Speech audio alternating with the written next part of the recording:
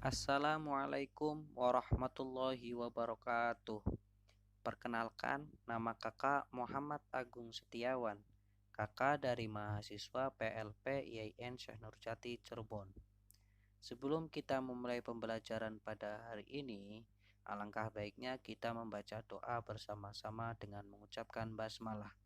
Bismillahirrahmanirrahim. Materi sistem pencernaan pada hewan ruminansia dan manusia untuk kelas 5 MI Darul Hikmah Cirebon. Berbagai macam-macam makanan, tapi makanan yang sehat dan bermanfaat sangat baik yang diperlukan oleh makhluk hidup.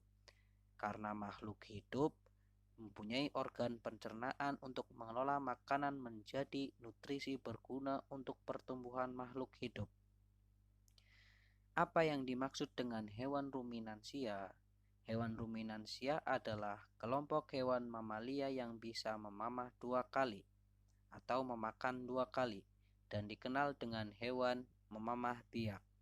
Contohnya seperti hewan sapi, kerbau, rusa, kambing, domba, dan kijang.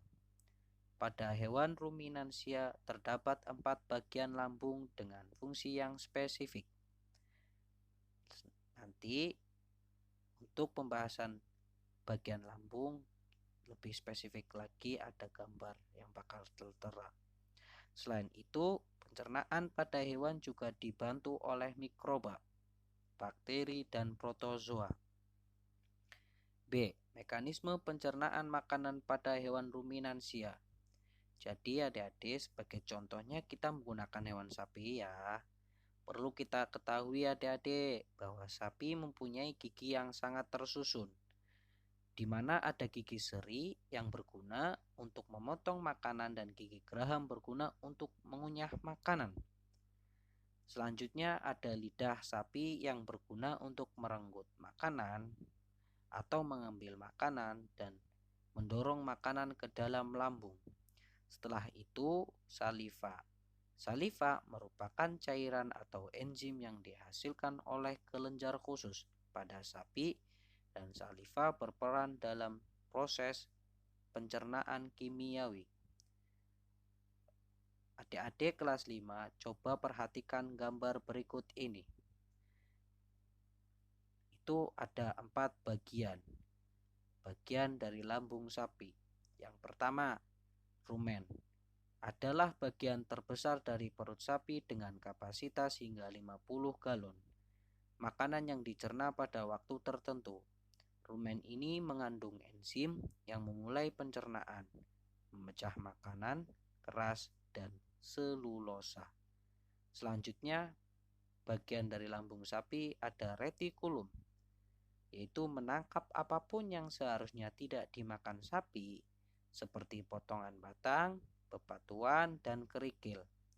Retikulum juga berperan sebagai melembutkan rumput. Selanjutnya yang ketiga ada omasum. Omasum adalah berguna untuk menyaring makanan, memeras air, dan selanjutnya makanan yang dicerna sebagai untuk kembali dari perut ke mulut dikunyah lebih lanjut. Yang keempat ada apomasium. Abomasum adalah sebagai pelengkap proses pencernaan. Ini menyalurkan nutrisi penting agar diserap oleh aliran darah dan mengirim sisanya menuju ke usus 12 jari. Sistem pencernaan pada tubuh manusia berfungsi untuk menghancurkan makanan yang masuk ke dalam tubuh manusia tersebut. Sekarang kita akan membahas sistem pencernaan pada tubuh manusia. Coba adik-adik perhatikan gambar berikut ini. Ada 6 bagian proses pencernaan pada tubuh manusia. Yang pertama, proses memasukkan makanan ke dalam mulut. Yang kedua, proses mengunyah makanan dengan menggunakan gigi. Yang ketiga, proses menekan makanan ke kerongkong atau menelan. Keempat, proses pemecahan makanan-makanan dan zat yang kompleks menjadi molekul-molekul yang lebih sederhana dengan bantuan enzim yang ada di lambung. Yang kelima, proses penyerapan sari-sari makanan yang terjadi di usus halus. Yang keenam, proses pengeluaran sisa-sisa makanan melalui anus. Selanjutnya untuk adik-adik di rumah kelas 5 MI Darul Hikmah Cirebon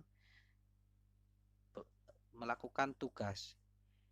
Kerjakan tugas ini, yaitu kerjakan dan membuat 5 pertanyaan dan 5 jawaban, ditulis di buku. Setelah itu diberikan tanggal mengerjakannya, diberikan nama, tanggal.